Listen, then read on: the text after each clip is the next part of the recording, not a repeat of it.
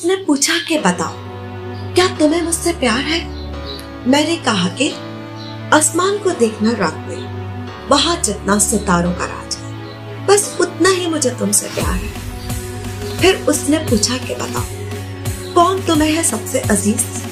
कौन तुमसे है तुम्हारे दिल के करीब? मैंने कहा कि जिसे मेरे दिल पे इख्तियार है, जिसे मैं अपनी जिंदगी मानती हूँ, शायद उसे मैं अपने जीने की वजह समझती हूँ। उसने पूछा कि कौन सा तोहफा है जो तुम्हें भेजूं? मैंने कहा कि वैसे तो मैं तोहफे लेने की आदी नहीं, पर अपनी जिंदगी अगर तेरे नाम कर दो, अपनी सांसें अगर मेरे नाम कर दो, अपनी खुशी अगर मेरे नाम कर दो, अपना एतबार अगर मेरे नाम कर दो, अपना हर पल हर दिन रात मेरे नाम कर दो, ऐसा तोहफा चाहती हूँ। उसने पूछा कि दावे तो बहुत कर रही है, अच्छा ये बताओ, साथ कहाँ तक निभाओगी?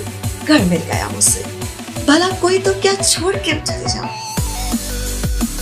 मैंने कहा, अरे मेरे हुस्न, मोहब्बत को निभाना हमें खूब आता है, प्यार की मंजिल तय करना ये हुनर भी आता है। सच्चा प्यार करने वालों की हमेशा ख्वाब की ताबीर पूरी हुआ करती है।